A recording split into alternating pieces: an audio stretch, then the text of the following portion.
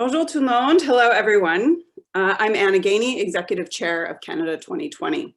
It is my pleasure to welcome all of you today to this event on the future of news. I will begin by acknowledging that I am joining this virtual event from my home in Montreal, which is situated on the unceded lands of the Kanien'kehá:ka, or Mohawk Nation. We recognize the Kanien'kehá:ka as custodians of the lands and waters of this place, its history as a gathering place for many First Nations, and we're grateful to continue adding to this rich history of exchange, both in person and in this virtual setting. I would also like to thank all of Canada 2020's partners, without whom our work and these important events would not be possible. As well, a big thank you to all of you in our audience for joining us today, as well as all of you who will be joining us as speakers and panelists. Thank you very much. Public interest news is really essential to the functioning of a liberal democracy. And in recent years, the news industry has faced challenges as historical business models that have supported newsrooms have been disrupted by the rampant rise of the internet. And while some publishers have adapted and new digital publishers have emerged, others are calling for some additional regulatory support and intervention. So in addition to that, we have seen over the last few weeks, more recent history, just how difficult it is to deliver fair and balanced news.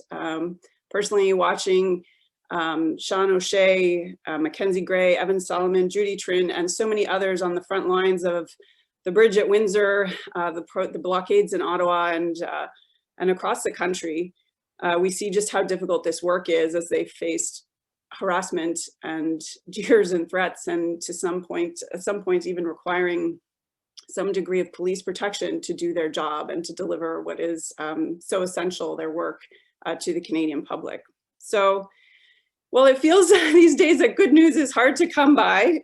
Good quality news should not be hard to come by.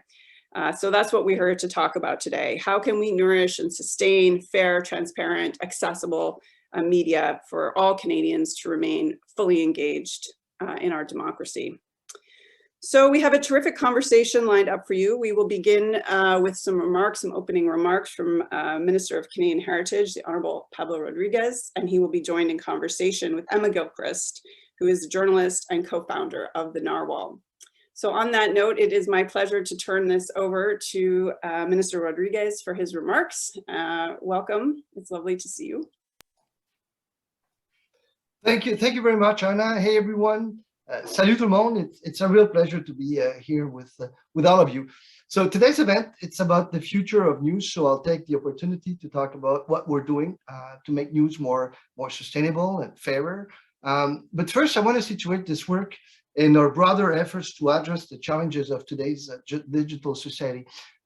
You may know that on February 2nd, we took the first step to addressing this by introducing Bill C-11, the Online Streaming Act. So this is the first of three pieces of legislation that are part of a mandate as Minister of Canadian Heritage. The bills are online streaming, online news, and online safety. So those bills, they work together. They all work together to achieve the goal of making the internet a fairer, a more inclusive, safer, more competitive place for Canadians. And it's just not just me, other colleagues are working on this. My colleague Champagne is working on a privacy bill. Mr. Leblanc is charged with fighting disinformation and foreign interference online. So let's go back a little bit. Like in the beginning, we all believed that if left alone, no intervention, the internet would create more economic opportunities for more people, strengthen democracies, connect us in incredible ways. And for the most part, it has done that. It's true, like even more than that. But it also created challenges that we could never have imagined. The internet has allowed for more mis and disinformation, more polarization than ever before. Just look at what happened over the past few weeks for compelling evidence of that. So it also changed the way how we make, how we find, how we consume content, especially when it comes to news. And it sadly makes it so much easier for us all to be exposed to and hurt by unacceptable, hateful hateful content. So it's time to act decisively, and Canadians expect it, and that's what we're doing. So as I said, we took the first step with the introduction of the Online Streaming Act.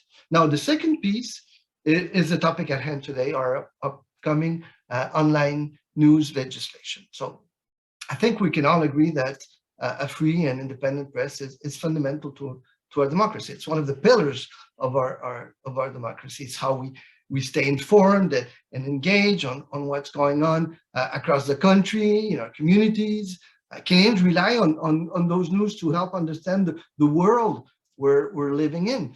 And now more than ever, I would say we need a healthy, sustainable, and vibrant news ecosystem. But the news sector in Canada, I would say, is in crisis. And this contributes to decaying our society. Let's look at our numbers. Between 2008 and today, 451 news outlets closed their doors in Canada. 64 of them since the start of the pandemic. That's not too long ago. But yet, news seems to be like everywhere and more available than ever. So what has changed? Well, more and more Canadians, including probably all of us, are turning to digital platforms as gateways to finding their news content today. Now, traditionally, advertising has been a major source of revenue for news businesses. We all know. And those news businesses would reinvest some of those advertising dollars into their journalists. Those same journalists who used to live in the communities they covered. So you would see them at the grocery store, at your kids' soccer game. But today, that's less and less the case. And I would say the reality is grim. In 2020, online advertising revenues in Canada were close to $10 billion, with two dominant digital platforms taking over 80% of those revenues. Two platforms, 80% of the revenue. So that's an incredible chunk of power in the market.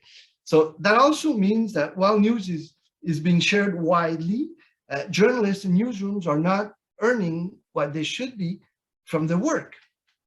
Tech giants like Meta and Google make a lot of investments in Canada, and that's great. We love it. Can guys keep investing? We encourage more of it. But at the same time, they have continued to profit from the sharing and free distribution of Canadian news content. And we're seeking, the government, we are seeking to address this market imbalance. So the legislation will create a framework that makes sure that Canadian publishers and journalists receive fair compensation for their work.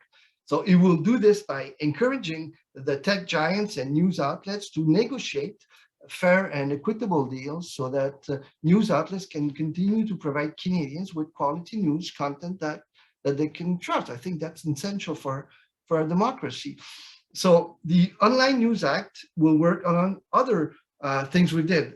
Alongside the support the government has already put in place through initiatives such as the Local Journalism Initiative, Canadian Journalism Labor Tax Credit, Digital News Subscriptions, tax credit, and also the Canadian Periodical Fund. So those programs will work as a system to work together. And these initiatives, well, hopefully will preserve Canadians' access to quality local and national news, while at the same time working to counter mis and disinformation. So we want strong journalism and a sustainable news industry in this country. We want it and we need it, and it's fundamental. So these are important jobs that fuel strong and informed democratic debate about important issues that matters to Canadians. And as more and more of our lives have moved online, and even faster during the pandemic, well, we need to make sure that we work together to build a stronger, fairer, more sustainable, and more inclusive digital society where everyone benefits. So I'll stop here, and I'm looking forward to continuing this conversation during the fireside with Emma. Merci beaucoup. Thanks. Thank you, Minister Rodriguez, for those opening remarks. Well, we don't have a lot of time, so we're just going to hop straight on into it. And I want to let everybody know that we will be taking some questions from the audience in about 10 minutes as well. So when it comes to designing that online news legislation that you've been speaking about, what have been the major challenges in putting that together so far? Well, I would say that there's many challenges. I'll mention, I guess, three. The first major challenge is that platforms, they don't want it, right? They don't want this.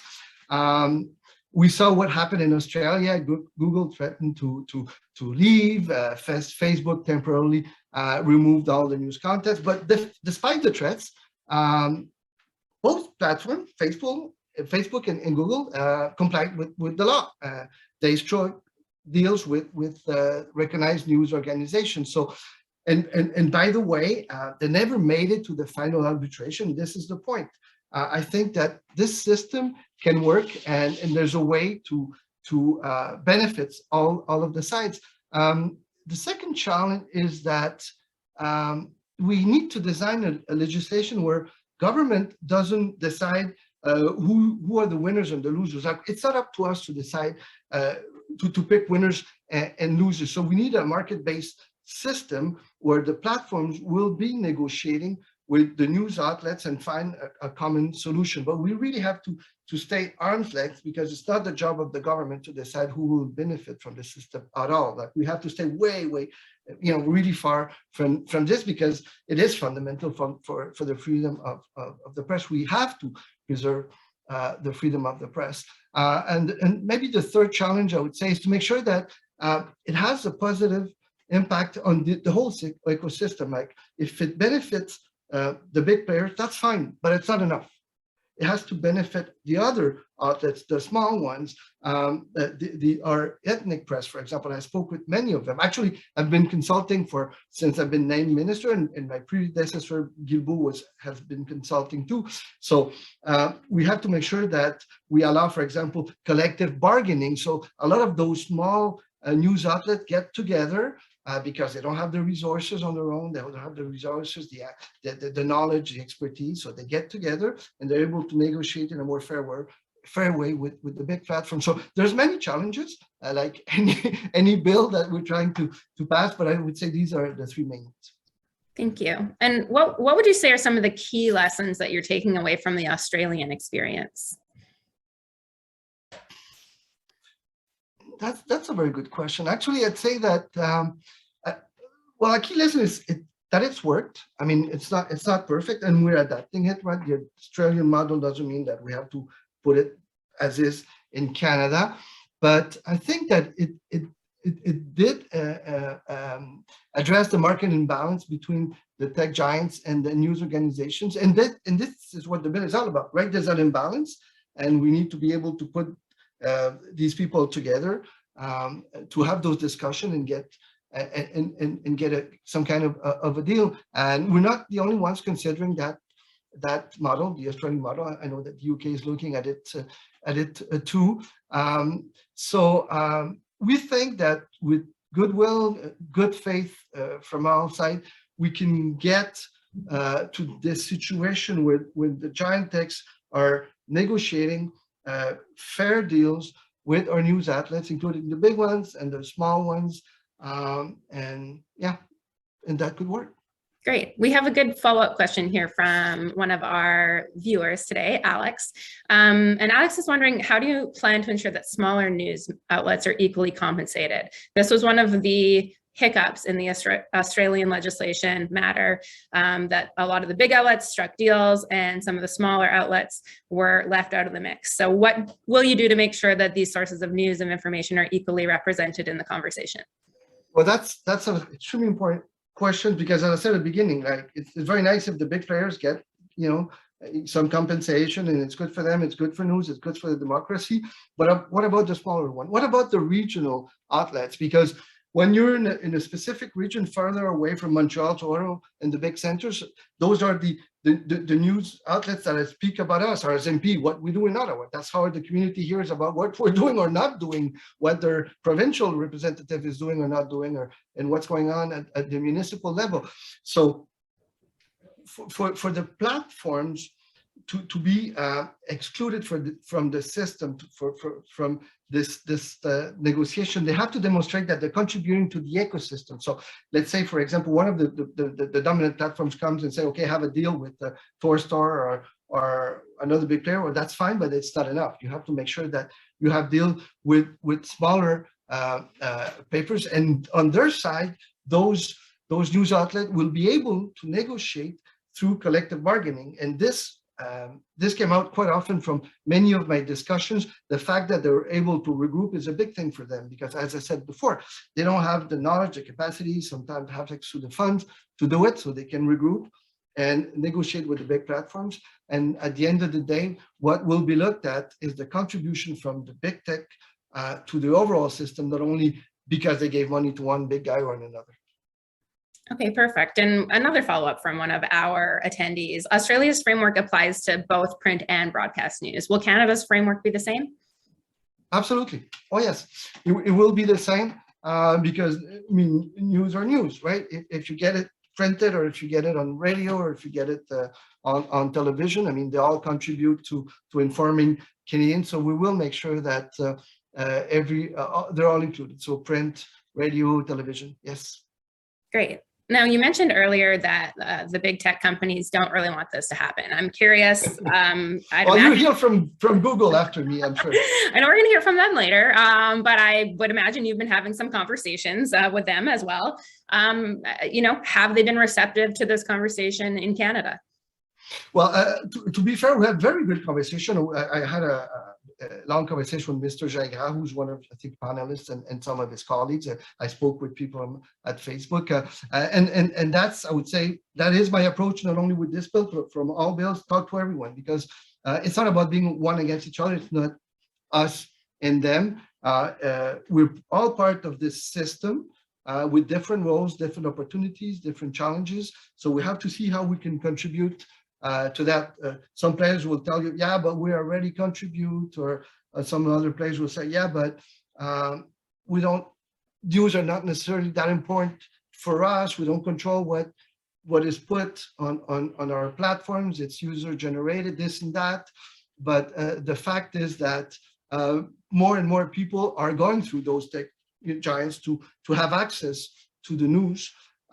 They're getting the big bucks, the big money from out of that. So I think that there's a way from everyone to contribute and to make it fair for the tech players, but also make it fair for our news outlets, and make sure that we have a strong, free, independent, non-partisan press in our country. And I mean, the devil is always in the details on these things, right? One of the hallmarks of the legislation is that if parties can't come to an agreement, a government-appointed arbitrator will determine how much money each publication receives. What factors are you considering when laying out the formula that arbitrator would use?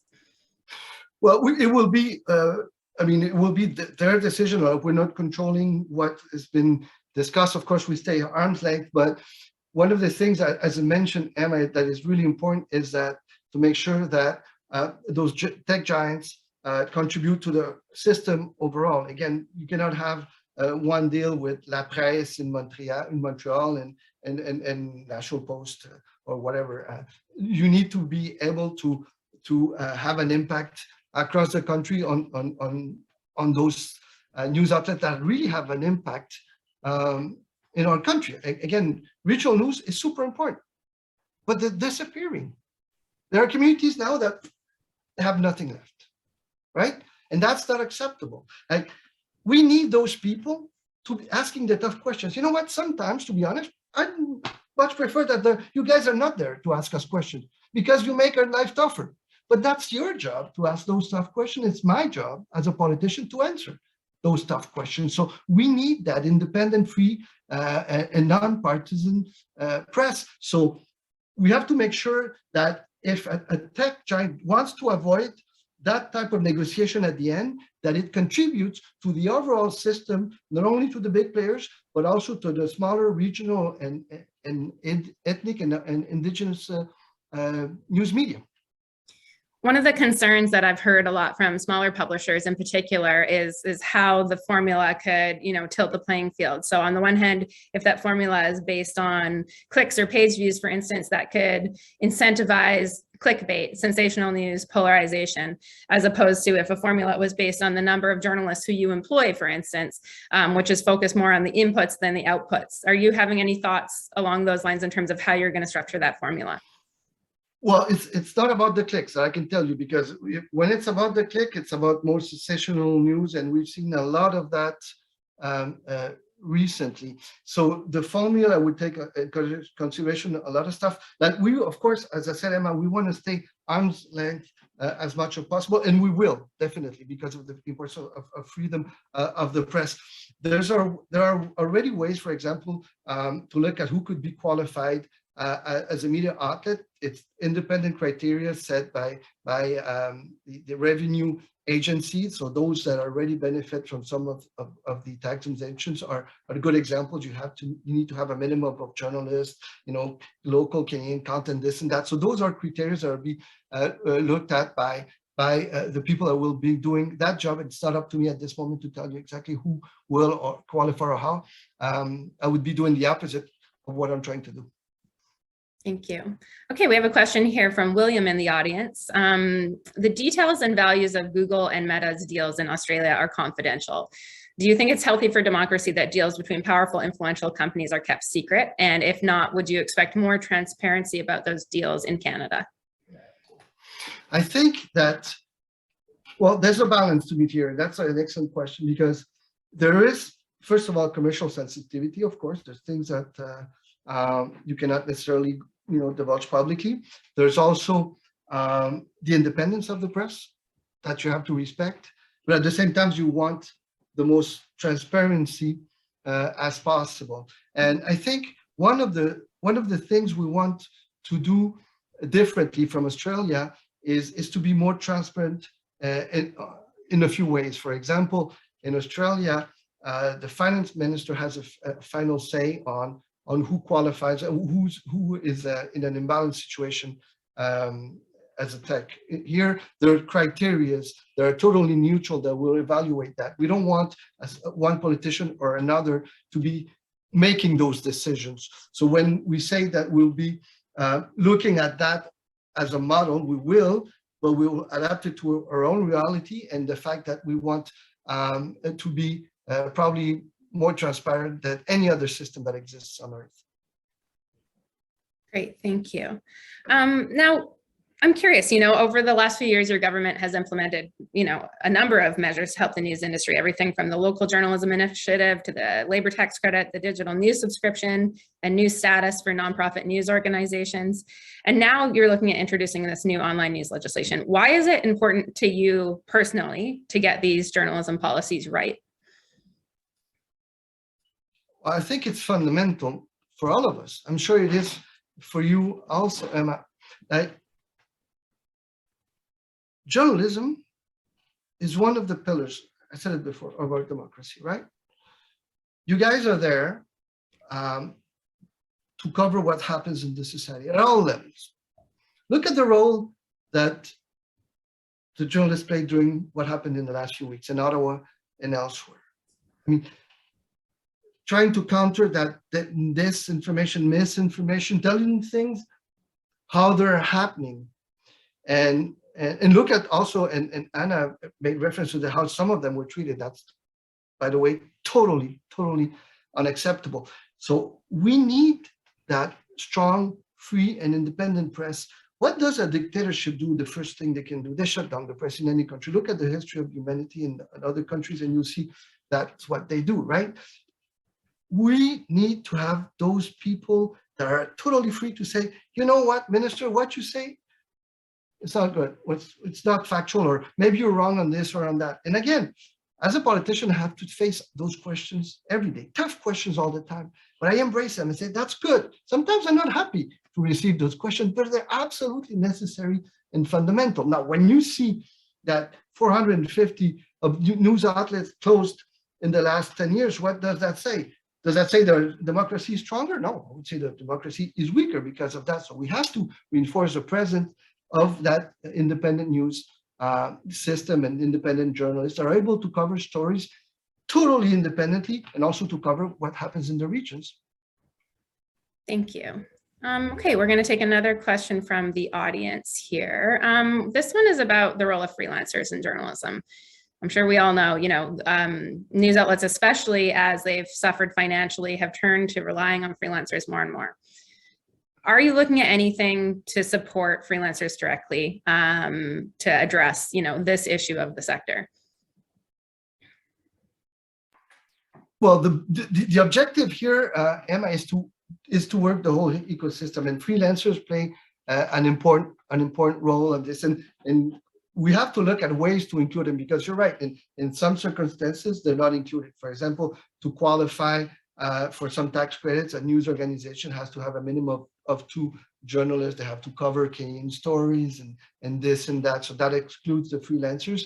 And I think that there's more things that we should be able to do. And we're looking into that in the context of supporting the whole ecosystem. And freelancers are big players, actually, in our ecosystem, maybe more and more, actually. Yeah, it seems to me that it really, it behooves the news organizations themselves to take the support that they get and ensure that they create fair working conditions for the freelancers. And I know that some of the measures so far, like the labor tax credit, for instance, has encouraged news outlets to bring more people onto staff as opposed to continuing with the freelancers, because it allows them to get that credit. One last question here from an attendee. How will the requirement for platforms to contribute equally be enforced? Will you designate them? Apparently Australia didn't designate the platforms. And what will the review mechanism look like to assess the deals and judge whether they actually make a difference? Well, there will be a regulator with very specific criteria. So you will easily be able to identify a platform that is in that situation. And when that platform is in that situation of quasi-monopoly in some cases, that platform will have to enter into market-based negotiations with our news organizations. And again, it has to be broad. It has to respect the ecosystem, what we have as a nation, as a system. So once again, it cannot only be deals in one province or with 1 or 2 big players or a small group of small players. It has to be broad to contribute to the sustainability, the existence of free, independent press. So, but in our case, it's not the minister that will designate. It's okay. It's going to be Google. It's going to be Facebook. There are going to be criteria set by the regulator that will then clearly identify who are in an imbalanced situation and require them to sit down with news organization and get into a deal. And if they don't get into a deal, then they will go to mediation. And if they don't get to a deal, then they're going to the final step, which is final arbitration, which forces a conclusion to this. Great. And just my own last question here. What are you looking at in terms of a timeline for implementing this legislation? What stage of the process are you at right now? As soon as possible. As soon as possible. How's that for an answer? That was very succinct. No, but I mean, I mean, you see the situation, and I would say it's quite important. It's very important that we do that. But I wanted to take my time though and consult. There had been consultations before I was named to Heritage. My officials have been consulted. My political team have been consulting. I've been personally consulting. And as I mentioned, I met with people from everywhere. I met with the people. I'm with Mr. Gingras that is about to speak. I met with him, met with Facebook, met with many of the big tech players, met with many of our journalists across the country, small players, big players. There seems to have, from the news side, there seems to be some kind of consensus heading to the Australian model with some adaptation to make sure that it's more of a Kenyan system and not an Australian system important to Canada. And those tweakings and changes are very important. Great. Thank you so much for doing this, Minister Rodriguez. It was a pleasure, and we'll pass it off to the panelists. Thank you very much. Take care. Bye-bye. All right, thanks, Emma, and thank you, Minister Rodriguez. If I can ask John and Jeff and Anita and David to turn their cameras on, that would be awesome. Oh, David, you got the fancy microphone. Love it. Come prepared. Came prepared. Always do. All right. So thanks for joining us for this portion of the event today. It's this panel. My name is Andrew Yates. And I'm just going to introduce myself and my colleagues are around the Zoom here. So for your reference, until last spring, I was the managing editor of news. I was also the interim editor-in-chief at HuffPost Canada when it was closed down by its then new owner, BuzzFeed. So in a way, you could say I'm a casualty of digital disruption in the news business, but very passionate about its future and its craft, and so happy to be here today. Joining us today, we have 4 accomplished news entrepreneurs and business people to share their insights on the future of news in Canada. John Boynton, he's the Vice Chair of Northstar Capital, a holding company for Torstar Corporation. Mr. Boynton was appointed to that position in April 2021. Prior to that, he was President and Chief Executive Officer of Torstar and a publisher of the Toronto Star since 2017. He has also been Chief Marketing Officer for AMIA and an Executive VP and CMO with Rogers Communications. Jeff Elgie, he is the CEO of Village Media, a network of local news websites that serves markets across 3 continents, operating on a local publishing platform developed in-house. Since forming the company in 2013, Jeff has grown the company from 2 small sites in Northern Ontario to a network of 60 owned and operated partner websites, providing community-first reporting to 5 million weekly readers. Anita Lee is the founder, CEO, and editor-in-chief of The Green Line, a local Toronto-based news outlet. She is also a journalism instructor at Ryerson University, the City University of New York, and Centennial College. Anita co-founded Journalists of Color in 2018 and is also a member of the board of directors for the Online News Association and the local independent online news publishers. David Skok is the CEO of The Logic, a national business news publication. Before founding The Logic in 2018, he was the associate editor and head of editorial strategy at the Toronto Star. He has also served as the managing editor and vice president of digital for the Boston Globe and as the co-creator and director of digital for Global News. David also sits on the advisory board of the Nieman Foundation for Journalism at Harvard University. So we got a really great broad mix of perspectives here today, from the boardroom of Torstar to the front lines of independent reporting, from a digital news scale up to the CEO of a local digital news network. So I think we're gonna have a good discussion here. So for all of you, I think it's fair to say it's been a tough decade or so for journalism in Canada. Shrinking newsrooms, the erosion of local coverage, a trend towards aggregation over original journalism. And frankly, a lot of it comes down to a massive loss of revenue because, a combination of a glut of free content, not just news, but you're competing with content across the board. And then the tech platforms hoovering up audiences and advertising. So we just heard the minister say he believes that help is on the way, new legislation that'll force tech platforms to negotiate licensing fees with news organizations for the news contents that's shared in search and in news feeds, social news feeds. So my question is how will this impact your news operation if it's passed in government? And John, I'm going to start with you. I know you've been lobbying hard for this, so I'd like to get your perspective on the impact you think getting these fees mandated from the tech platforms, how they will impact your newsroom and the news ecosystem in Canada more broadly. Sure, thanks. So just a couple quick things. One is obviously what the minister was saying in terms of banners that are and brands that are disappearing from markets altogether. That of course gets filled in with other news sources, sometimes fake news. And the reduction in the amount of journalists overall in Canada over the last little while. And while we have really innovative, clever and high quality startups that are appearing, the net number is still in a really big decline.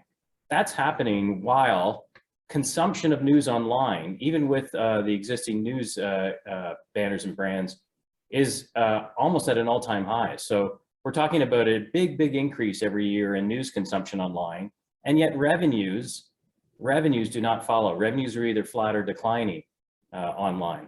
And so the issue is really about how to monetize the product that we deliver to the marketplace. How do we monetize journalism and make sure journalism is sustained? And I think the Australian solution specifically cracked the code. And for those of us who've been watching Australia and talking to folks in Australia, we know that it worked really well. And we know that since it's been introduced, publishers there have started hiring again, which is a really great sign for the ecosystem. I think that is the canary in the coal mine. And I'll give you a quote from the Australian Commission, the ACCC. The ACCC understands at least 30 agreements have been reached with a range of media organizations, including small and regional publishers. Public reports suggest that in total, these deals with Google and Meta total several hundred millions of dollars per annum. So think about the advertising reduction while the consumption's going up, and have resulted in strong hiring environments for Australian journalists. Significant Australian news businesses have also committed to increased investment in journalism and regional news. So I think, there's no silver bullet in our industry. We're in a transition. We're moving to digital. We're moving to digital subscriptions as well as ad revenue. And this is a mechanism, I think, for the long-term sustainability of our industry. All right, John. Jeff, I want to go to you because I think you have an interesting perspective in the sense that you've built a business, around local news coverage, and it's at a time actually when a lot of the big newsrooms are actually pulling out of local coverage. That's local news seems to be first on the chopping block. So you've actually come in and tried to fill that gap and with some success. I mean, I even look at Guelph, where actually when Torstar pulled out there, you saw that as an opportunity to go in, though. So, I'm curious to get what's your take on making the platforms pay. Do you think it'll have a positive impact on your business? Is there a need for it to help sustain and start rebuilding journalism in Canada? That's a great question. I guess I'll start by saying, and from the very beginning of all this, I've never really felt that platforms should pay. And I know that's very contrary to much of the rest of the industry. Our view is that our company today wouldn't exist without the platforms. We build audience using them. We monetize our audience through their platforms. We develop over 50% of our traffic, and many of the sites that we now operate probably wouldn't exist without the free traffic and tools that we've been provided for by them. So I'll start with that. We've always been kind of against this because our concern, and the concern, of course, with an Australian model, is that it will favor larger publishers, potentially, who have obviously stronger negotiating power. And it will not favor some of the startups, in particular in the ecosystem. So not so much us. I'm sure we would participate in it, but especially some of the new organizations that we're starting to see who are doing incredible work and could really use that kind of support. I'm concerned for that. I'm concerned because if they're left out, they won't be advantaged. I'm concerned because money put into those types of organizations makes its way much more efficiently into the hands of journalists. And so I'm nervous about it. Certainly more money flowing into the system, if it's distributed fairly, based on transparent formulas, could make great sense.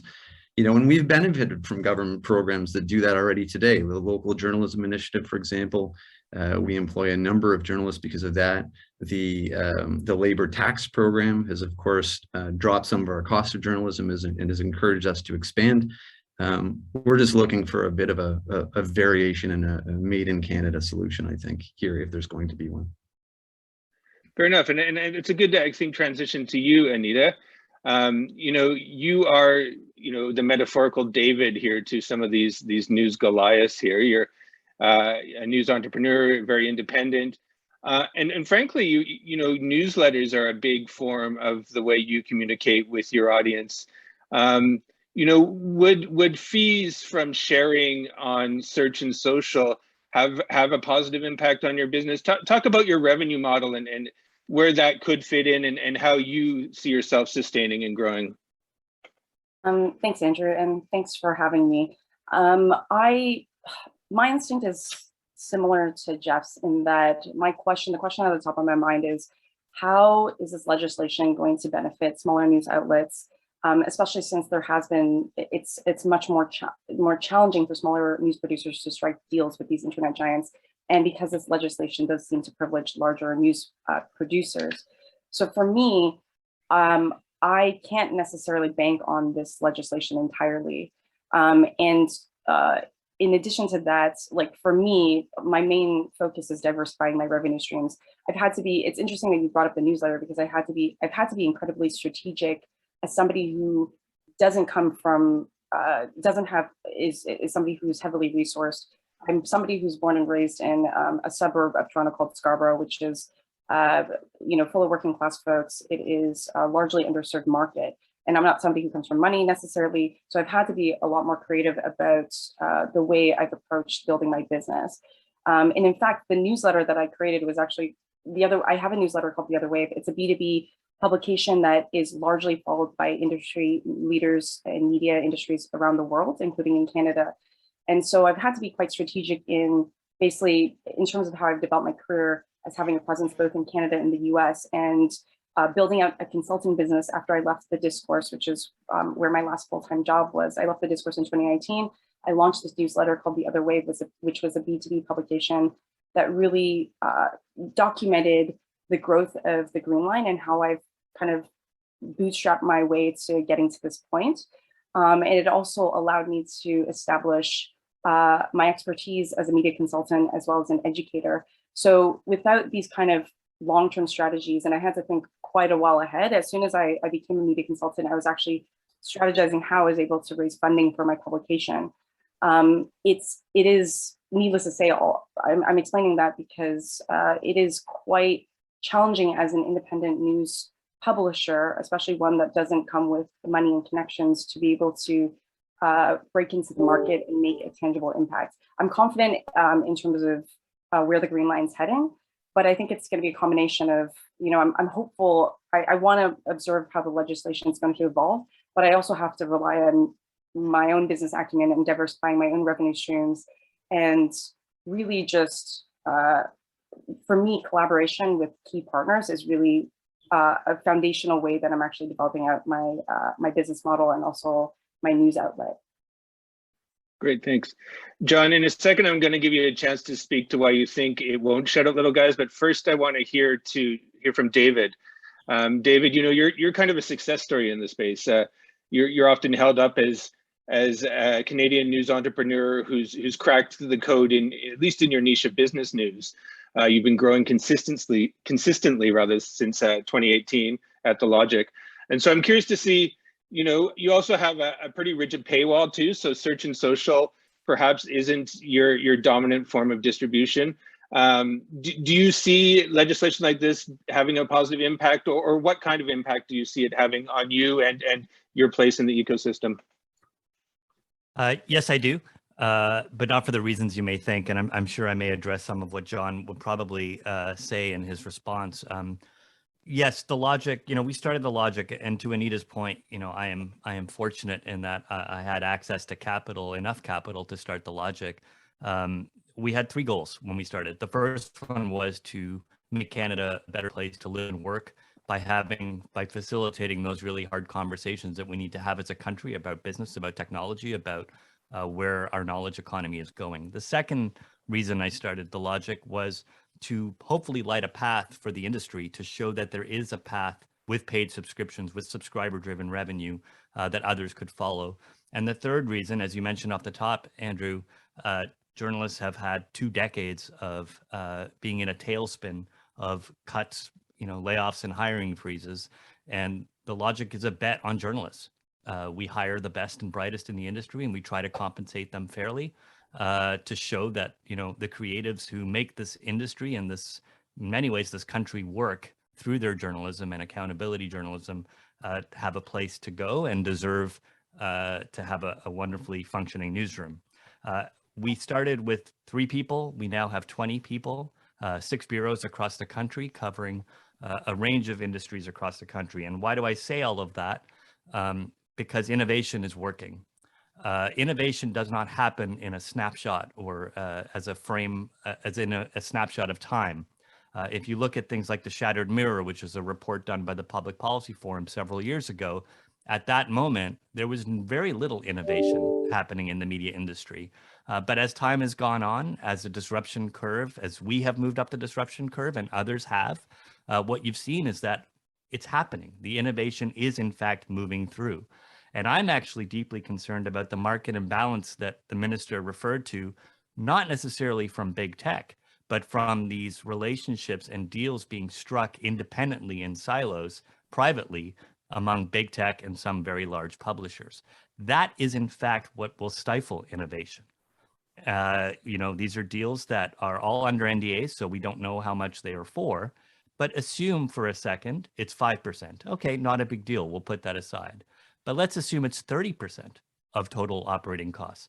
30% of total operating costs for the Globe and Mail, owned by one of the largest, wealthiest families in Canada, is a substantial amount of money that allows the Globe and Mail to, in fact, prevent the very innovation that we're trying to have in this country. So a place like The Logic, which is growing, which is trying to build a sustainable enterprise, now has to compete on an unlevel or uneven playing field against large publishers for talent, for audience and eyeballs, while we are actually expanding. And so I am supportive of this legislation because I believe it is the only way left to reconcile that and to correct the market imbalance. And part of that, and maybe John, you can touch on this too, is the collective bargaining approach, which gives us the same leverage at that table that the larger publishers would have with the platforms. Otherwise, these deals will not be relatively fair.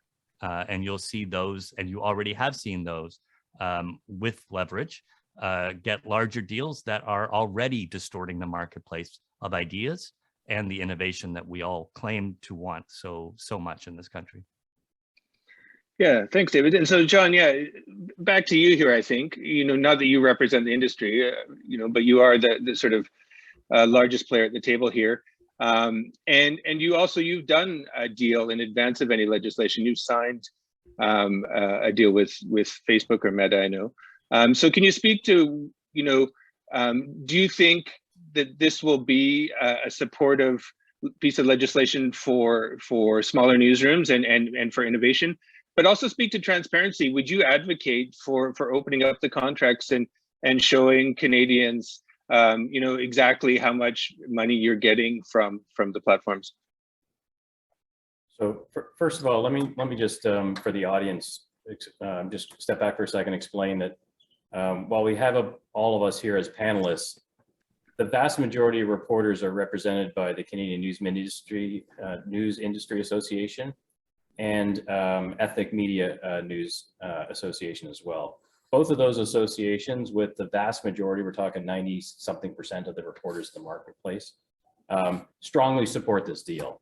So I just want to be clear that because sometimes you get a different message when you put a different mix of people on here. Second thing I want to say is Torstar has 70 small papers, a handful of medium-sized paper and a large one. So we own a lot of small publications as well. And the third thing I want to say is, and I'm very disappointed in the continued rumor mongering that small publishers don't do well out of the Australian deal. I've in fact spoke to the person who negotiated the deal.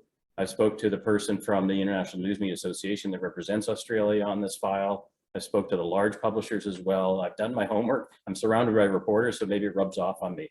And I want to give you a quote from the fellow who's in touch with all of these publishers and represents the International News Media Association. Quote, "There's no question that small and mid-sized publishers have been the surprise winners from the Australian Media Bargaining Code. The big three commercial players started the momentum, but it's been the smallest players who've gained the most relative to their size. So please, folks, let's just stick to the facts and what really happened. News Media Canada, as an association, will represent all of the publishers in a collective bargaining agreement. So anybody who's not a member of News Media Canada can join it between now and the time that legislation is enacted and become part of that collective bargaining that David was talking about. And I think the collective bargaining is the first really important key. And the second key is the baseball arbitration, which forces numbers on the table that then an arbitrator will choose from. But it forces a final conclusion instead of letting it, drag out, which is what kind of happened in France and before Australia, before they had the legislation as well, and even here in Canada. So I think that's pretty important. I think your final point that you, or final question that you asked me is about transparency. These are commercial deals between two commercial entities. It's really clear again for the audience. These aren't bailouts, these aren't handouts. These are leveling the playing field. So one entity, which is $1 trillion, and another entity, which could be 5,000 to a couple $1 million, whatever, can negotiate on a level playing field fairly. And what it's doing is it allows the publishers to join together, which gives it a little bit more ability, and it introduces baseball arbitration so that the two have to negotiate. Those are so what will end up happening, in fact, is News Media Canada. So John, will negotiate a deal, and that deal, if you want to make it transparent, make it transparent. It doesn't really matter. That's not really the point. All right, so you would be supportive of opening up the contracts and letting everyone see the terms, and people who aren't part of your collective bargaining and are bargaining on their own or through other bargaining groups, they could see the terms that you got and vice versa? I don't understand what the point of it is. I don't understand what the need for it is, because they're commercial agreements. But I'm not against it either. Okay. Yeah, no, I think the point is that it's knowing how much your newsroom is being subsidized. But why? What's that? Why does it matter? Why does that matter? Today, I already work with Google and Facebook. Today, the government already funds the CBC. Today, I take tons of advertising dollars, we all do on this panel, from corporate clients that we have to report on as well. We do a really good job of separating the commercial part of our business and our journalism, and we've done it for all of us for hundreds of years. So I don't know what the point is. No, I guess absolutely. I mean, a lot of these arguments that we see from News Media Canada around, our democracy is at stake here, and talk about journalism in terms of a public good. And so knowing, the money that's being compelled by platforms to pay to organizations helps us give a sense of, do we have a balanced playing field? Do we have a playing field where innovation can thrive and new players can come in? And maybe, Jeff, I'll actually throw it over to you. You've also signed deals with Google and Facebook leading up to this in recent years. Do you see a difference between the money that you've already taken from them versus the money that would come from this legislation? Talk about the difference between the two. Yeah, I mean, it's hard to talk about it because we don't know what the formulas are that form the deals that we have with them today, and we don't know what they would be tomorrow. So I'm sure they would be different. I think what we would love to see is transparency. We would love to see a transparent funding formula applied across the whole country. I think if we're going to go down this path and the government's going to compel the platforms to participate, then transparency would be critical, because I think it then solves for everyone, right? It solves for Anita, it solves for us, it solves for John, it solves for David.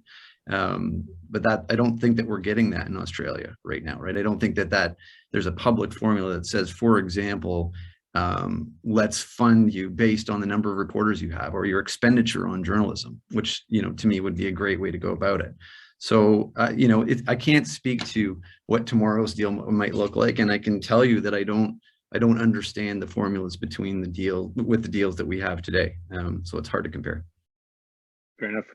I'm going to move on a slight bit, but I think it's in the same wheelhouse. And I messaged with a number of you yesterday, sort of in preparation, and many of you brought up the subject of trust in media as being something that you thought was something we should really tackle today. And most studies, I think, over the last 10 years or more have showed that trust in media and in journalism is on the decline. You could probably almost map it against the decline in the industry itself. And I'd like to hear from you why you think that is, and what you, as a news entrepreneur or as a news organization, what you're doing to try and turn that around. And Anita, I'm going to start with you on this question. Yeah, thanks, Andrew. Trust in news is actually something that I'm really focused on addressing through the Green Line as a values-driven publication. In fact, it's interesting that we're focusing on this question on major tech giants, particularly Facebook and Google, because my audience of Gen Zs and millennials, the Green Line is, by the way, a hyper-local independent news publication that investigates the way we live to help young Torontonians and other underrepresented communities survive and thrive in a rapidly changing city. And a lot of my audience is actually, especially the younger audiences, Gen Zs, millennials, see, these tech giants in particular, for example, Meta, in not such a positive light. So I actually have to be quite transparent about my funding model and funding streams. And if I do ever take, funding, direct funding or otherwise from these entities, I'm going to have to be quite transparent with my audience as a result. So transparency all around is going to be helpful in terms of me also communicating just my model and as an act of building trust with my audience. I also want to just talk about the reason why I think trust in news has fallen to a large degree, especially among underrepresented communities, is because of a lot of establishment media outlets have been serving broadly, like broad audiences. But the fact is, a lot of these niche underserved communities are being overlooked. And to me, that has a lot to do with the industry's historical over-reliance on the advertising model, for the reason that when publications serve a third party that is not the public or community members, what they're doing is privileging or prioritizing quantity of journalism over quality of journalism. And there's a direct correlation between quality of journalism and how much people are actually willing to pay for that journalism that actually reflects their lived experiences and serves them in a meaningful way and meets their needs. So for me, I'm actually, like I said, I'm diversifying my revenue streams. I have, there's many different avenues where I'm generating revenue for my publication, but I ultimately want to make this a values-driven, member-driven publication that doesn't rely on external platforms, because we've seen how dangerous that can be, and that we are often at the whims of the algorithms of these major publications. So that is my goal. The fundamental kind of trust that's built into the foundation of the Green Line is how I'm going to hopefully be able to successfully monetize this publication in the long term and make it financially sustainable. Yeah, great. And David, like Anita, you're relatively new in the space. Is that an advantage to you when it comes to trust, in the sense that if trust is on the decline, you have a clean slate? Or, is it better to be coming from a long, lineage or legacy of good work that you can draw upon? How does trust play into how you approach the logic? Well, I would respectfully challenge the premise of the question. Yes, we are new as the logic, only 4 years old, but all of the journalists that we have hired and that make up our team have been in the industry. We have, more than 100 years of experience combined among all of our talented team. When you look at the 2008-2009 financial crisis and really the starting collapse of newspapers, what you saw during that period, as I mentioned earlier, and I was one of the people who did it, was a lot of cutbacks in newsrooms. Those cutbacks tended to be mid-managers, which are editors. And we really have, as an industry, and I don't use that term often because I don't view journalism as an industry. It is a craft that we all pursue. Anybody can do it. But if you look at the industry of journalism, losing that mid-level layer of editing was, I think, one of the most tragic things that happened. The first thing we did when we started The Logic was hire a fact checker. We have a copy editor. We have editors. Each story that we do goes through layers and layers of editing. And in fact, we are trying, by every story that we produce, you can tell that it's got that professionalism. We're not chasing scale. And so I think our work reflects that. I will say, just as a point on the trust issue, I think just more at a macro level, journalism, trust in journalism has never been high when it's doing what it's supposed to be doing. And if you look at some of those surveys, look at the Edelman survey, the Trust Barometer, now companies are the most trusted, not journalists. Okay. Part of the reason why journalism is not trusted is because when people don't like what they read, because it challenges some of their own assumptions, they don't trust it. And so I actually think that speaks to a media literacy challenge more than it does the state of the industry in many ways. Yes, we need more editors. Oops. Of course we do.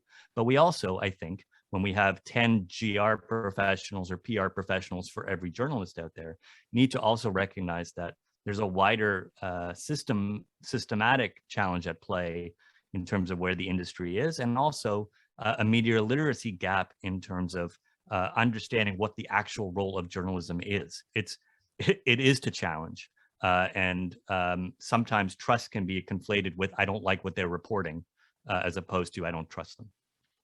Yeah, that's a really good point.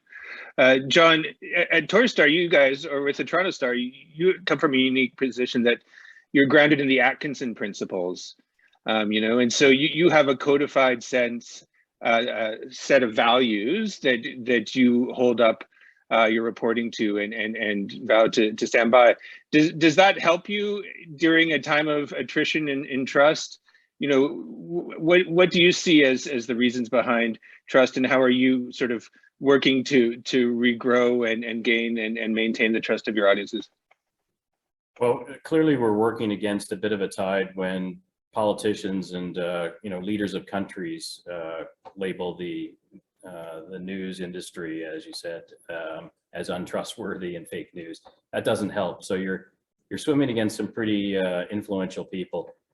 Back in 2018, the Toronto Star joined the Trust Project, which is a formal global consortium of news organizations that have very rigid standards about how to make your news more trustworthy, and it includes things like proper labeling and posting journalist bios and having a public editor. I think we're one of the only news sources left in Canada with a public editor, where you can formally complain and they adjudicate and drive corrections, etc. And all the policies that you have need to be published for the public to be able to see it. It's a bit of a work, for sure. It takes a little bit of resources, so it's not something everybody could do depending on their resource availability.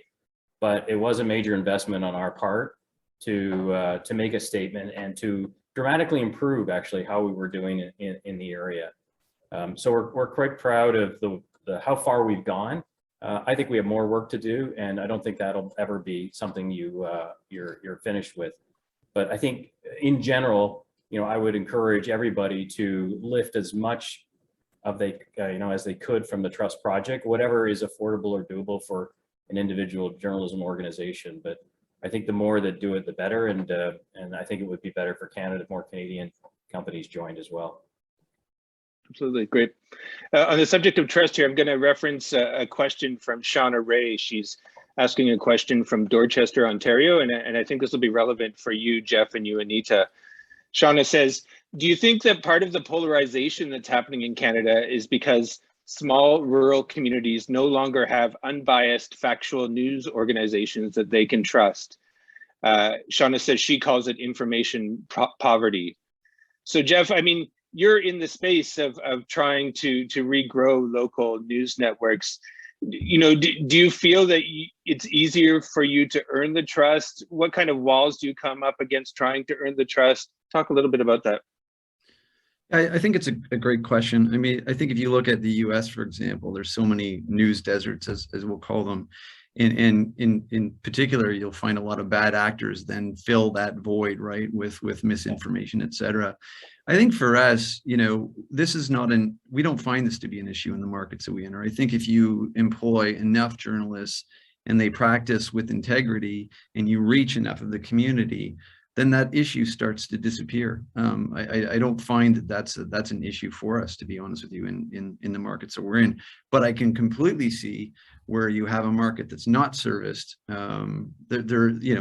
That bad information tends to infiltrate in various ways, right? And some of it's directly created by bad actors in society. Absolutely. And Anita, you mentioned being, working and living in Scarborough, where there's a bit of an information vacuum. Talk about your challenges gaining trust, maintaining trust. Yeah, I also love that question. Polarization is actually really top of mind for me as like one of the most pressing issues of our time. And I wanted to kind of connect back to this trust issue, or something that one of the other panelists said in terms of trust in news. And I often think that a traditional model editorial model that tends to be top down, where there's a group of editors kind of dictating the day's news without consulting community members on an ongoing basis can lead to reductive and stereotypical coverage.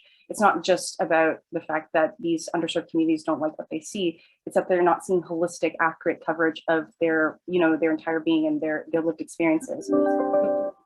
For us at the Green Line, the way we're addressing those trust gaps is through community-driven journalism and filling in those gaps and making the consultation process 360 so that we're continually talking and engaging with our community members. And not only that, the Green Line has, our theory of change is based on what we call an action journey.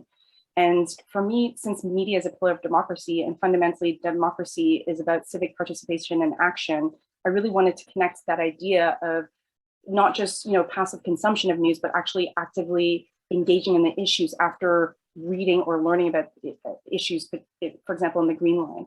So we have an action journey that actually leads people to eventually just motivate them to take action on the issues that they learn about the Green Line.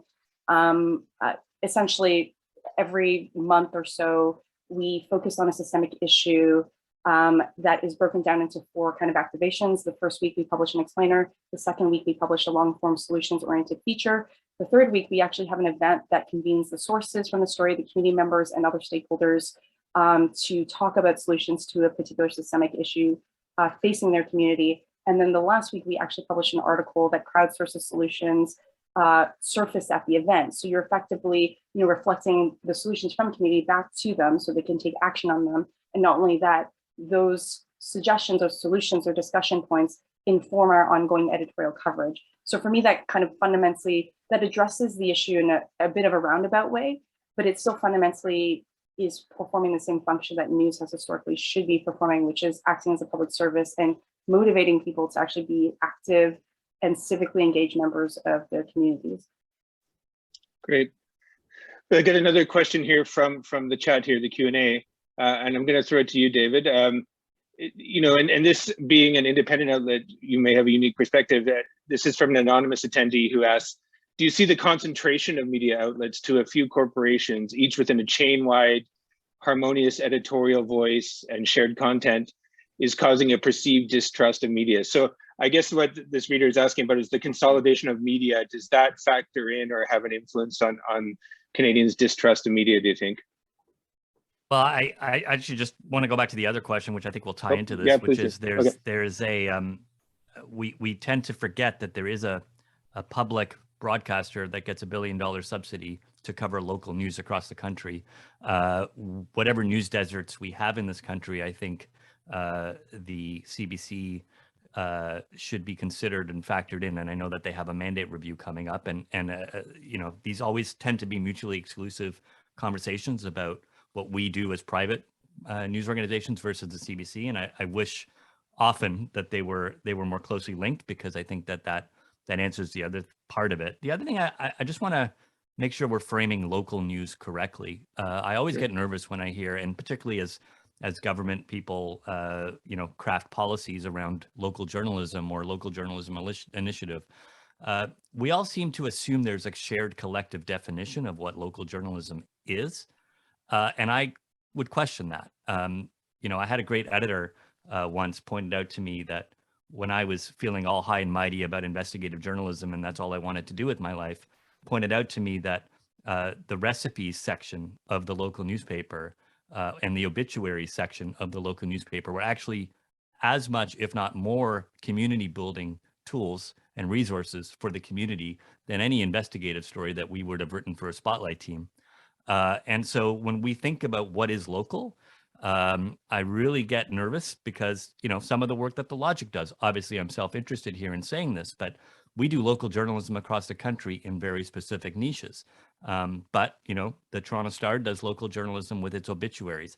And I think whenever we just start to define and get a bit too cute with overprescribing what the definition of these things are, we end up getting into trouble. So in terms of the consolidation of the industry, I think it was an issue 2 decades ago. I think with large tech platforms now in the picture, I don't see how the market can not consolidate to get the scale it needs if you're an advertiser-driven business to compete against those platforms that have 80% of the revenues. That's just, to me, basic business. I don't think there's a that's as much of an issue today as it was 2 decades ago. Yeah, I take your point. I grew up in Vancouver, and reading the Vancouver Courier, where they covered the kids' soccer and baseball games, and that was a huge thing. You know, you'd cut it out and put it on your fridge, and you felt like a real connection to the paper. Anita, you just flagged me in the chat. You wanted to respond to David? Yeah, I just wanted to co-sign what David was saying about just definitions of local news. I love that you mentioned, David, about the fact that obits were among the most popular like offerings and recipes as well. And to me, like that's something that the Green Line really connects to, that idea of fundamentally re-envisioning the role of news. And for me, like there's always been a bit of a strain of elitism in Canadian media, partially because it is so centralized and consolidated, and power is consolidated, and the definitions are very much defined by gatekeepers in the industry. And so for me, when I think about, you know, somebody else mentioned media literacy, it's really not, we can't wag our fingers at members of the public and say, you're just not understanding news well enough. It means that we have to look inward and determine, like, what are we doing incorrectly? How can we address the needs of the news consuming public in 2022 and beyond? And because the world is changing so much, especially post-pandemic, and there's been so much disruption, it behooves us to be able to, you know, reflect more deeply on that. And so oftentimes I actually report on more deep issues of, there's actually quite a philosophical bent to the Green Line around just the tagline is redefining Toronto through the way we live. And it really speaks to the idea of just thinking about what are the genuine needs of people in this day and age. Will this broad-based investigation that will be read by many of our peers and members of the industry, will that actually have an impact or really resonate or even be consumed by the folks that we're trying to serve? And the folks that I'm trying to serve are largely underserved, both from an identity-based standpoint, but also geographic and otherwise. And oftentimes they're thinking about survival, they're thinking about how to navigate their daily lives. And many of these, you know, although this, you know, I'm a big fan of really in-depth investigative journalism, that's not always, there shouldn't be a hierarchy of output is what I'm trying to say. And that we can meet our audiences where they are and meet their various needs in different ways. Yep. We're down to about 3 minutes now, and you know, we could probably talk about this for another 3 hours, but you know, just in the closing moments, I'm going to give you a chance to answer, John, this question from the audience that says, you know, with potentially more money flowing into your newsrooms, you know, can you guarantee to Canadian readers that that money will actually be spent on regrowing local coverage, on producing more investigative and original journalism? What was to say that that money has to go to that, and how would you respond to people who are worried it might not get spent on creating more journalism?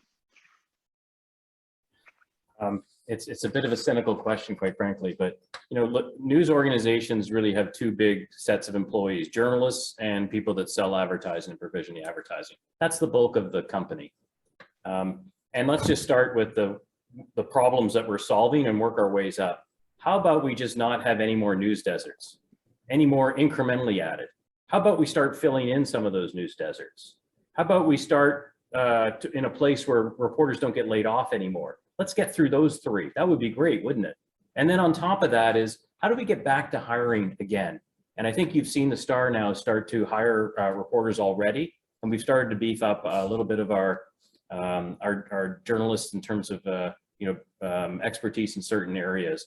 But I think it's really telling, you know, what happened in Australia. And I go back to that quote that, you know, the hundreds of millions of dollars per annum as a result of all of the collective deals have resulted in strong hiring environments for Australian journalists.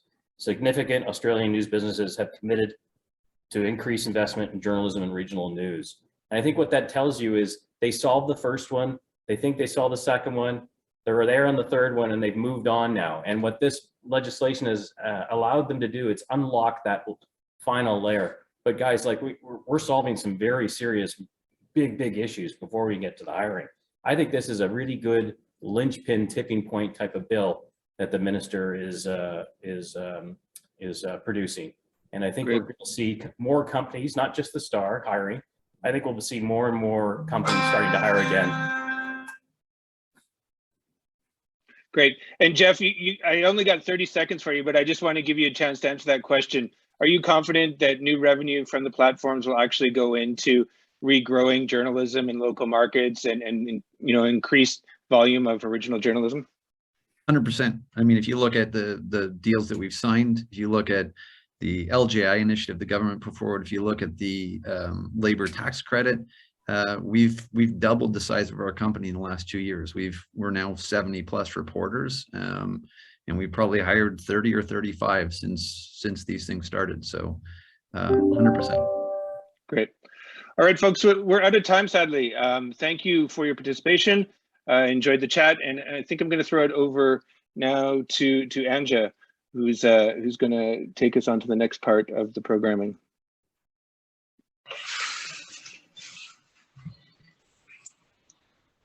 Hi there. Hi everybody. So I'm really glad to be here today. My name is Anya Kadadeglia. I'm a parliamentary reporter with the National Post. And I'm here with Richard Gingras, Google's Vice President of News. We will be taking audience questions at the end, so please send them on in. So as we've heard from some of our previous panelists in recent years, attempts by countries like France and Australia to force big online platforms to pay for news have obviously targeted Facebook and Google. And Canada, as we just heard from the Heritage Minister, is soon set to introduce legislation of its own. And it's going to be based on the Australian model, which imposes bargaining rules for news publishers and online platforms. It hasn't actually had to kick in yet with arbitration measures because it allows platforms to negotiate commercial deals first, and that's what's been going on. So I wanted to start off with, Minister Rodriguez just spoke about his government's plan for legislation, and he said that he had some good conversations with Google, among other platforms. And Richard, I was hoping you could give us your perspective on those conversations. What did Google tell the government about its plans? Yes, Anya, and first of all, thank you for having me here. I was very pleased to see Minister Rodriguez's comments. I think we agree on objectives entirely. All right. First of all, how do we make sure that we have a news industry in Canada that can provide the authoritative journalism that our societies demand?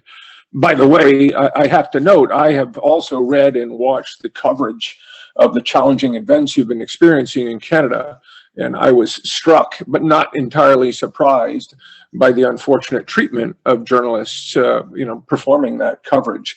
I think sadly we've entered an age of bullying, and unfortunately journalists are a target of that. I think that frankly speaks both to the importance of journalism in our society and also important to the challenge we face in rebuilding trust in journalism and rebuilding respect for the role of journalism in our open societies, in our democracies. So I very much agree with that objective. I also wholeheartedly agree with many of the other comments of Minister Rodriguez regarding, for instance, the need to address a diverse voices in the news ecosystem. We agree with that completely. And in fact, in our efforts in Canada to date, we've been, as you know, rolling out Showcase. We have struck partnership arrangements with more than 100 publications in Canada that go the range from the Globe and Mail and the Toronto Star to publications in Yellowknife. So we believe that range should be covered. We also agree, and I conveyed this in my conversations with the minister, of the need to establish very clear criteria of who should receive financial support such that we are diverse and as clear as possible as to what that support is for. So again, we agree on these points. And the last key point that I will point out that I was very pleased to hear in my conversation and today is the fact that the government does not want to be closely involved in influencing how this support is provided to the industry, or as he put it at one point, that it's not up to politicians of one form or another to guide who gets funding. That, frankly, it's those key objectives and key principles that we think is so important in working with governments to strike thoughtful, internet regulation relating to platforms. And that's not what we have seen elsewhere. We believe the principles that we need to follow are: one, let's make sure we protect the open internet. The Australian model certainly created risks to the open internet in terms of breaking the core principle of free linking between sites. Secondly, we think it's important, again, to have the diversity in the ecosystem that we've already touched about. And we think it's important that regulation not enable undue government influence in the news industry itself. And I think most folks, even in the news industry, would strongly agree with that. So, you know, we've had very good conversations. We'll continue to work as constructively as we can to come up with what we think can be world-leading internet policy that is thoughtful with regard to the principles that I just mentioned. And, you know, you mentioned a lot of areas where you agree with government, and I just wanted to talk more about the areas where you may disagree. You know, the minister just said the challenge is, well, the platforms don't really want this. In Australia, you know, Google initially threatened to remove its search engine, but then after, you know, you have been working with the code and striking deals with publishers. So, you know, what's your view of the Canadian government introducing something that is Australian style, and what could be, you know, potential concerns you have with that, or what could potential sticking points be for Google with that? So, you know, again here, I think a few things I think to keep in mind. We are not by any means opposed to regulation. I want to be very clear. We just think it's important, not just for our interests, but the overall interest of the industry and the future of the open internet, that we be thoughtful with regard to that approach. Now, our challenges with the Australian model were several. One, as I said, it endangered the principle of free linking of the internet, so it endangered the open web. It has that potential. Secondly, the arbitration model that was used, we felt, was unbalanced and highly unpredictable. We communicated our issues, and these weren't just our issues. There were many critics of the Australian model, and there are critics today. I would cite, for instance, Jarvis Benton at Harvard's thoughtful analysis of the AU model in Neiman Lab a few weeks ago. Please take a look at that. Now, we conveyed that to the government. They did make changes. They did hear us. But in the end, I think what's important to note is that the legislation that was passed was not applied to Google. We were not designated under the code, nor was Facebook, right? And so we were left without a structure to guide how this work should happen, right? So to the points discussed earlier about the need for clear criteria, that didn't exist in Australia. Canada, I should point out, has a very thoughtful model in this regard with regard to the journalism tax credit and the qualifying criteria for that credit. So we think there are the component parts that can make for very thoughtful, smart legislation in Canada that frankly would be great for other countries to look at and follow. We think we have that opportunity, and we're pleased to work very closely with the stakeholders and with the government to achieve that. And I just wanted to go back to the Australian model and kind of the initial misgivings or concerns you had with that legislation. You know, is there an aspect of this legislation that Canada could introduce that you just wouldn't be able to live with? Like, is there a line in the sand, like you mentioned, you know, a link tax, for example, that just you wouldn't be, that you would, you know, have to consider pulling out of Canada for? I don't want to engage in that kind of theoretical speculation. Particularly, again, I think we've had very good discussions with stakeholders and with the government, and I think I want to be respectful to their efforts and see what they come forward with. Again, I think we have to base our thinking on this legislation with, first of all, a sound understanding of the facts and a sound understanding of the principles that the legislation would seek to achieve. On the facts, by the way, one thing I should point out is, and I think this is so important, is when it comes to Google, we're not a social network, right? We're a search engine. We're Google News. For instance, publishers don't post their content on our platform, right? You come to Google, we have a headline and a link and a snippet for an article that you click on to go to their site, right? We send an immense amount of traffic to publishers in Canada that's worth something like $500 million a year.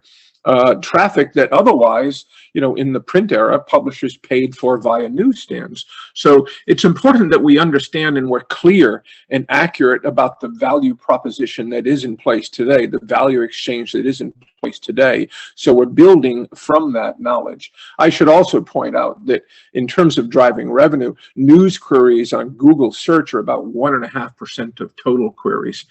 We don't make money off of news queries. I think it's less than $10 million a year in Canada. But if you're looking for a new appliance, for instance, that's obviously the kind of ad that we show. And interestingly, in Canada and elsewhere, the largest cohort of advertisers on Google search and on Google in general are small businesses who couldn't afford to advertise in the prior era. But today's advertising models with auction exchanges creating very optimal and effective pricing structures and the targeting that's available to small businesses really has allowed us to contribute significantly to the Canadian economy. And I just wanted to go back to the mention of the value proposition, and I just wanted to put some, the argument that the publishers put forward, which is that they invest in making the journal, they pay for the journalism, they produce it, and then Google and Facebook earn 80% of the digital advertising revenue, and that there's a fundamental market imbalance there. And I was hoping to get, your response to that argument that, we hear all the time. Well, of course, and they do create that content, and we do, through our mechanisms like Google Search and Google News, send traffic to their sites, which they're able to monetize. I think that's hugely important. By the way, the speculation about Google's 80%, I think, is easily misunderstood. First of all, it includes billions of dollars that we send back to publishers as part of their significant rev shares when they use our advertising technology. So they benefit from that as well. And I think it's also important to understand that, yes, news models were disrupted, but news models were disrupted not because those advertisers came to Google, right? Classified ads was 30% of a newspaper's revenue. No one goes to newspapers to find a used car for their kid anymore. They go to online marketplaces. That's not Google. Department stores is another good example where, they have faded in a world of e-commerce.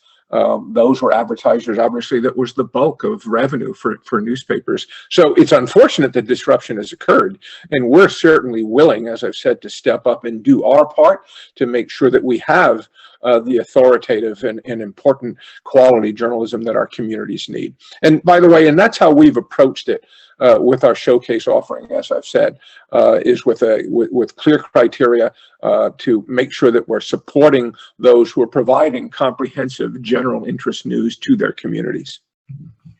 And that's actually a perfect segue to our audience question, which is about Google News Showcase. And it's, the person asked, Richard, how does Google decide how much it should pay publishers for their participation in News Showcase? What criteria are used? Is there a formula? And why are these deals kept confidential and secret from the public?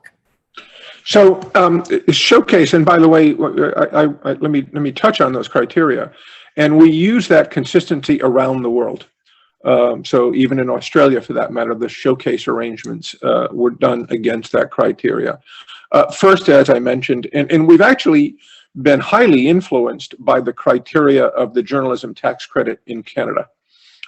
So we do look to support organizations, as I said, that provide comprehensive general interest news.